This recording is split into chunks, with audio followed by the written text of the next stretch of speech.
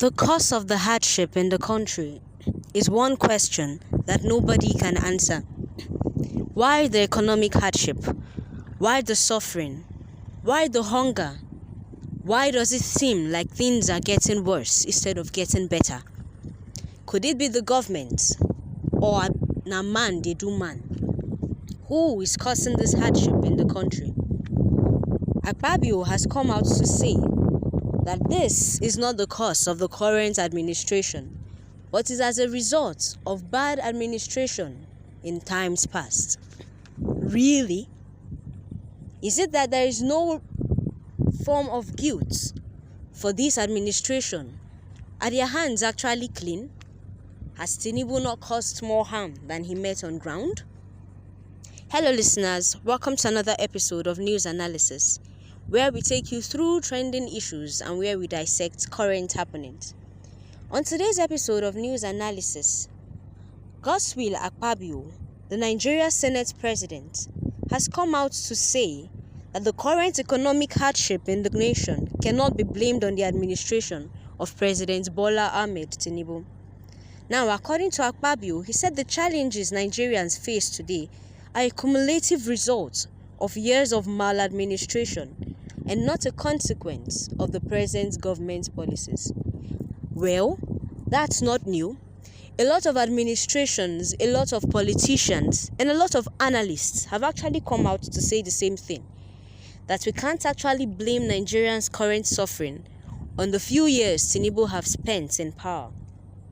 But at least, to a large extent, we can blame it to this administration for many reasons forthcoming. Godswill Akpabio reassured his audience that under Tinubu's leadership, there is hope for a better tomorrow, and he promised that his administration would leave lasting legacies for future generations. Akpabio's remark raised a critical question. If Tinubu's administration is not responsible for the severe economic difficulties Nigerians are facing, then who is? Nigeria's economy has been in a perpetual state of unrest, of hardship, and of stagnation. It has been marked by a period of growthlessness and a period of deep recession. In recent years, the economy has faced significant hurdles, including rising inflation, unemployment, a weakened naira, and increasing fuel and food prices. In a nutshell, Nigerians are seeing Shege Pro Max. While it is true that some of these challenges were exaggerated by global events such as COVID-19 and the pandemic, many Nigerians believe that poor governance and economic mismanagement have deepened the country's woes. Despite Akpabio's assertion, the economic hardship being experienced today seems to have worsened since Tinubu took office in May 2023. His administration's decision to remove fuel subsidy, float the naira, and implement tax reforms have all come under heavy criticism. These policies aimed at achieving long-term stability have led to short-term pain that many Nigerians are struggling to endure. Because why would the president, on his first day in office, announce the removal of fuel subsidy without making necessary preparations for the people not to feel the total impact? Why would he float naira and leave it open in the market so that the forces of demand and supply would determine how the people live? Is that what a good leader does? Will a father put a snake instead of giving his child comfort and security? Will a father push his child out instead of showing him the right way to go? The Tinubu-led administration has actually done this by the removal of subsidy without proper and adequate measures to counter it and to reduce the impact it would have on Nigerians. Akpabio's argument that the Tinubu's administration is not to blame for the current hardship is not entirely true and is not entirely new, as many analysts have come out to say so in times past. But the fact that Akpabio says that this administration will bring about the change and the development Nigeria needs is one that has shaken a lot of tables and have got Nigerians questioning, Is this true? Tinubu has said so in times past. How well did he do in his time as governor?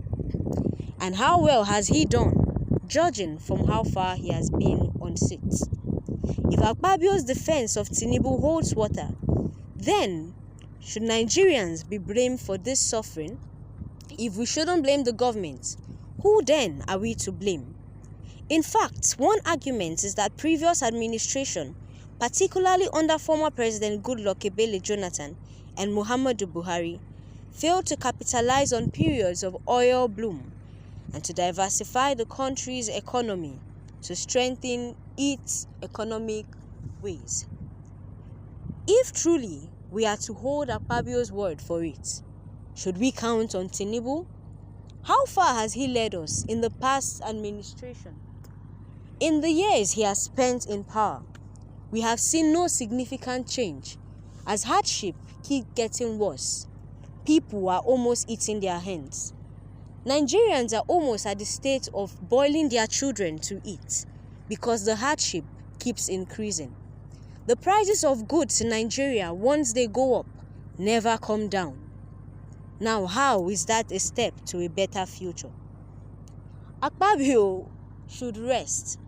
Akpabio should take back what he has said, because no other blame can be placed on any other person but on this administration. Because policies made have affected the people more than in times past. Additionally, under Buhari's leadership, Nigeria faced a series of economic recession and the nation's debt skyrocketed. Yes, but Tinubu has not done any better since he came. Blaming past administration alone does not capture the full picture. Many Nigerians believe that while systemic issues have plagued the country for years, the current administration's policies has increased the situation rather than alleviating it. Tinubu's decision to remove the fuel subsidy was done abruptly without a comprehensive social security net. This led to the immediate surge in transportation and food costs. Na trek Nigerians they trek these days, because when they calculate the price of fuel, they would rather exercise themselves. Person never even chop, they trek go work. And this has led to a lot of people sitting at home and not going to their places of work. Similarly, the decision to float the naira, allowing it to be determined by market forces, was aimed at boosting foreign policy. But how well did this foreign policy come up?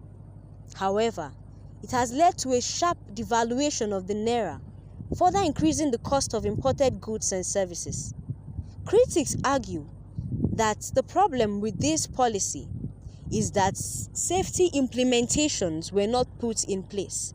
They believe that the government should have phased in these reforms more gradually and implemented measures to shield the poor from the worst effects. Instead, the sudden changes have left many Nigerians feeling abandoned by their own government. It is no news that the Nigerian government do not actually care for the people. We know that the people fend for themselves. Indeed, Nigerians are hustlers. Nigerians are strong people. They have been fighting for themselves from time past. But it's as though Tinubu's administration was what broke the camel's back. Because Nigerians don't tire. Everyone is engaging in one work or another to make ends meet. The question is, if Tinubu's administration cannot be blamed, then who is to be blamed? Nigerians? A lot of netizens have come out to express their grievances and the hardship. It is not only this administration that will bear this burden, but Nigerians, especially the poor, are bearing the brunt of Tinubu's administration. How long can Nigerians suffer this?